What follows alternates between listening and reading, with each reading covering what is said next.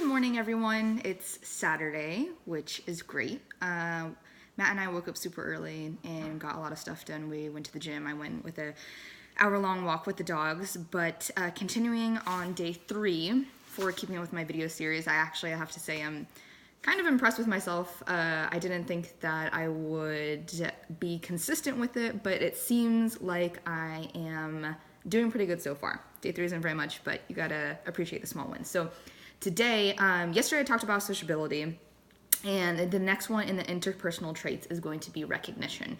Recognition, I scored a 10 in, and for a lot of things, when you're scored really high in something, you think, oh wow, that's great, I don't need to work on that. But in this instance, sometimes being scored really high in something isn't always going to be the best. It's definitely a trait that I do recognize in myself. I don't think that it's debilitating, but I do think that it does have a pretty heavy impact in how I perform at work. Good or bad, whichever way you want to look at it. I think that it's in a good way, but when it doesn't go my way, I think that this helps me have a little bit of understanding and I can be more mentally conscious of it. So here's what the definition is. It is extremely important to you to be viewed as socially desirable person to friends, coworkers, and people in general. You realize that seeking recognition, acceptance, and approval of others. You constantly strive to behave appropriately and to make a good impression. You also readily respond to requests from those whom you feel are important to your career and social status. When you think that others do not recognize and admire you, it bothers you. Working for approval in your career can frequently be more important to you than work itself. When managers and coworkers do not acknowledge your accomplishments and provide the recognition that you expect, it causes you concern. When others present criticism, it can sometimes bother you, even when the intent of the criticism is constructive. As a manager, it will be difficult for you to make decisions or to support policies that are unpopular. This trait, more than any other, motivates you to meet the expectations of others, which could enhance your career performance. So it kind of gives you a little bit of advice, and it says, it is essential that you do not allow the need for recognition and approval to cause you to lose touch with your own ideas, opinions, and goals. And so that's just kind of the high-level review of that. However, it does go a little bit more into it.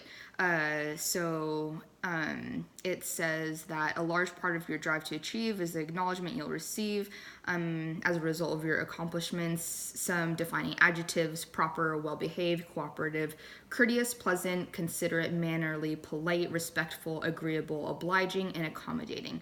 This trait is an asset. It also tells you if the traits and how combined with the other traits of how you scored, if it's going to be an asset or a liability in your career, which is super helpful because in some areas, even where you scored fine, it also takes into account how you scored in other areas, and it will tell you if this is an asset or liability. So if this is something that you need to work on, or because in my instance, I have high consciousness and high leadership and high coachability, that having a 10 in recognition is not a liability.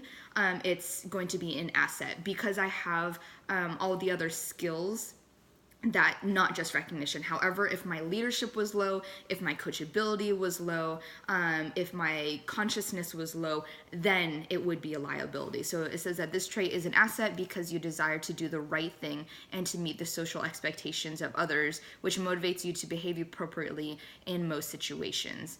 And so it gives you a career section and also a social section. So for my career, it says that this attitude will benefit you in your career as you try to focus on doing your work correctly in order to gain respect and recognition from managers and peers. Management can always rely on you to behave appropriately with customers and coworkers. When it comes to social, it says friends and family know you will be socially proper, considerate of others, and make a good impression. You will make every effort to avoid drawing attention to yourself in a negative way. Your friends, acquaintances, and even strangers view and respect you, and it is very important to you. And then it gives you 3 different suggestions, and also if this is something that you want to change, a place that you can write a personal action plan. So for this, already kind of knew about myself, but I do think that it is important for me to be very mentally conscious, and just recognize that when I do something, that I do not need to always look for someone to validate that or to tell me that I did do a good job. Just knowing it myself. And I do think that I do a very good job of it, but I think I can be more conscious of it. And so delving into it as to why I think I have such a high recognition. And if you missed my video yesterday, I'll kind of recap it just a little bit.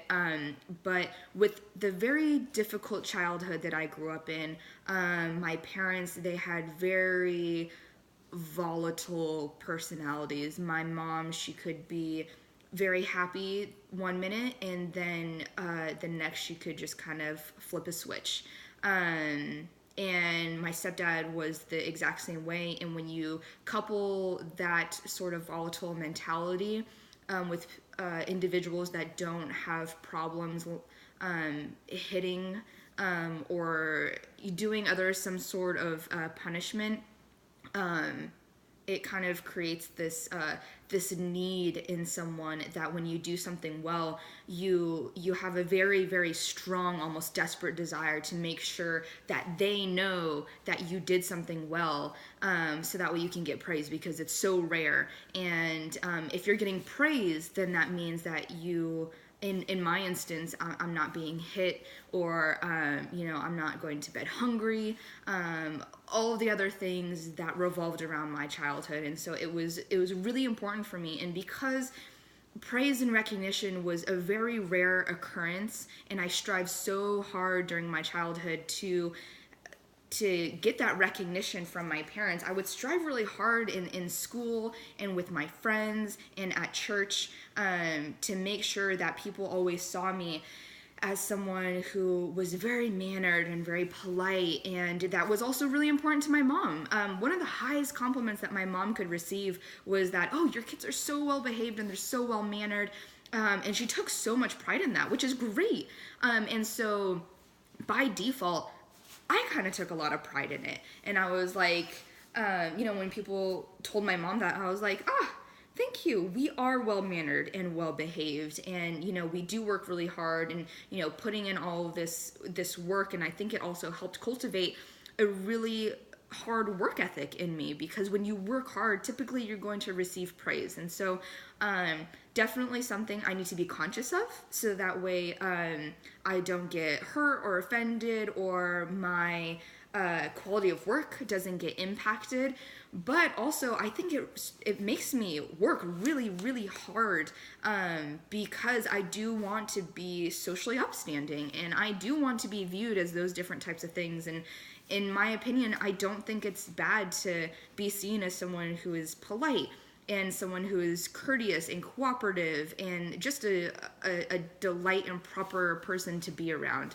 And so I think that, again, my previous life and the severe child abuse that I went through in my early life, I think it could have damaged me in a lot of ways. But instead, I just remember thinking back to all these different times and thinking like, okay, this is the way that I can be. I can be this negative way, and rebel against that. And since my mom is, not that she's a terrible person, but she did terrible acts towards me, I can just be a terrible child so she doesn't get those compliments. Or I can use it and I can turn myself into something for good that's going to propel me further and farther in my life. So that's just kind of a broad general overview of that.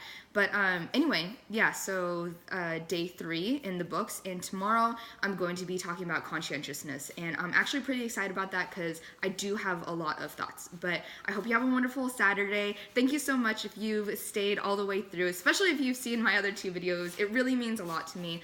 But have a wonderful Saturday. Do something fun for yourself.